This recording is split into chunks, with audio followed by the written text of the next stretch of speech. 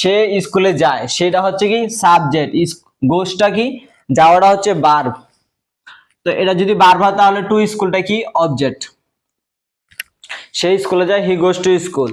আমি স্কুলে যাই, আই গো টু স্কুল। আসসালামু আলাইকুম। তো গাইজ আজকের এই ভিডিওটিতে আমি আপনাদেরকে শিখাবো কিভাবে আপনারা বেসিক থেকে ইংরেজিতে কথা বলা শুরু করবেন। তো বেসিক থেকে ইংরেজিতে কথা বলা শুরু করার জন্য আপনাদেরকে ফার্স্ট অফ অল কয়েকটি ওয়ার্ড জানতে হবে। তারপর আপনারা একটি সেন্টেন্সের কোনটি সাবজেক্ট কোনটি অবজেক্ট তো সেটাকে আইডেন্টিফাই করতে হবে। তো এখানে আমি বোর্ডে কয়েকটি সাবজেক্ট এবং অবজেক্ট লিখে দিয়েছি, তো সেগুলোকে আপনাদেরকে মাস্ট বি মুখস্থ করতে হবে। তো প্রথমে রয়েছে আই, আই অর্থ আমি, ইউ অর্থ তুমি, হি অর্থ সে, সি অর্থ সে, সিরা ব্যবহৃত হয় মহিলাদের ক্ষেত্রে। তারপর দে অর্থ তারা, উই অর্থ আমরা, নেম অর্থ নাম, ইট অর্থ এটা। তারপরে এখানে রয়েছে অবজেক্টিভ ফর্ম, তো সেগুলো হচ্ছে হিম অর্থ তার, ইট অর্থ এটা, ইউ অর্থ তুমি, হার অর্থ তার, নেম অর্থ নাম, আজ অর্থ আমাদের, দেম অর্থ তাদের, মি অর্থ আমাকে। তো এগুলোকে অবশ্যই আপনাদেরকে মনে রাখতে হবে এবং মুখস্থ করে রাখতে হবে, কারণ এগুলো যদি আপনি না জানেন তাহলে আপনি একটি সেন্টেন্সকে পরিপূর্ণভাবে গঠন করতে পারবেন না। তো এখানে দেখতে পাচ্ছেন আমি কয়েকটি ভার্ব লিখেছি, তো সেই ভার্বগুলোর মাধ্যমে আমি অনেকগুলো আপনাদেরকে সেন্টেন্স তৈরি করে শিখাবো। তো সেই সেন্টেন্সগুলোকে আপনারা কিভাবে চিনবেন তো সেটাই আমি আপনাদেরকে একটি থিওরির মাধ্যমে শিখাবো, আর সেই থিওরির মাধ্যমে আপনি এরকম হাজার হাজার সেন্টেন্স নিজেই তৈরি করতে পারবেন। আর ইংরেজিতে কথা বলার জন্য এই থিওরিটি মোস্ট ইম্পর্টেন্ট, কারণ আমরা যখন ইংরেজিতে কথা বলি 40% সেন্টেন্স আমরা এই থিওরি প্রথম থিওরিটির মাধ্যমেই বলে থাকি।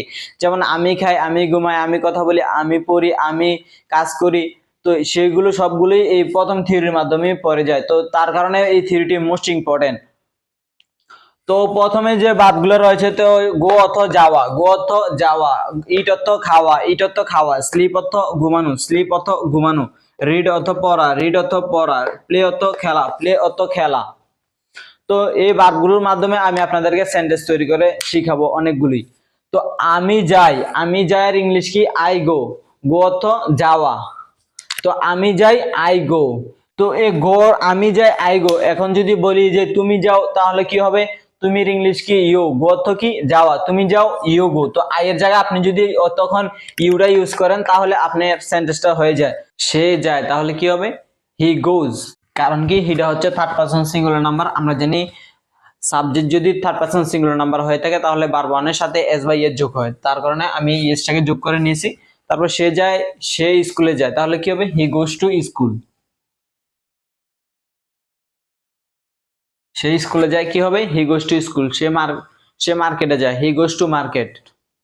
তারপর হচ্ছে সে ভাত খায়, ভাতের ইংলিশ কি রাইস, খাওয়ার ইংলিশ কি ইট, সে ভাত খায়, হি ইটস রাইস।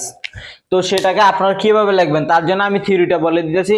বাংলা ক্রিয়ার শেষে যদি রস্যি অন্তস্থীয় একার রসিকার থাকে, যেমন এই সেন্টেন্সের শেষে অন্তস্থীয় রস্যি রসিকার রয়েছে, তো সেগুলো যদি থাকে তাহলে আপনারা সেন্টেন্সটাকে কিভাবে তৈরি করবেন, তৈরি করার জন্য ফার্স্ট অফ অল আপনাদেরকে সেন্টেন্সের সাবজেক্ট আনতে হবে। প্রথমে সাবজেক্ট বসানোর পর আপনারা সেন্টেন্সের একটি ভার্ব ওয়ান বসাবেন, ভার্ব ওয়ান বসানোর পর আপনারা সেন্টেন্সের অবজেক্টটাকে সিলেক্ট করবেন। তো এখানে রয়েছে যেমন সে স্কুলে যায়, সেটা হচ্ছে কি সাবজেক্ট, গোসটা কি যাওয়াটা হচ্ছে ভার্ব। তো এটা যদি ভার্ব হয় তাহলে টু স্কুলটা কি অবজেক্ট। সে স্কুলে যায়, হি গোস টু স্কুল। আমি স্কুলে যাই, আই গো টু স্কুল। তারপরে এখানে রয়েছে তারা ঘুমায়, তারা ইংলিশ কি দে, দে অর্থ কি তারা, ঘুমানোর ইংলিশ কি স্লিপ, তারা ঘুমায় দে স্লিপ। তারপরে এখানে যদি বলি তারা না ঘুমায় আমি ঘুমাই, তাহলে কি হবে দের জায়গায় কি হবে আই হবে, আই অর্থ কি আমি ঘুমাই আই স্লিপ। তারপর তুমি ঘুমাইলে ইউ স্লিপ, তবে সে ঘুমায় হি স্লিপস, তাহলে সিটা যেহেতু থার্ড পারসন সিঙ্গুলার নাম্বার তাহলে আমরা ভার্ব ওয়ানের সাথে এসটাকে যুক্ত করে নিব।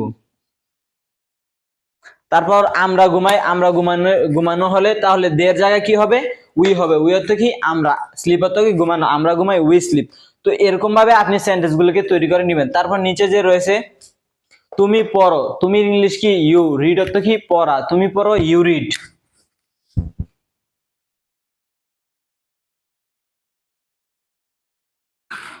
তুমি পড়ো ইউ রিড, আমি পড়ি আই রিড, সে পড়ে হি রিডস।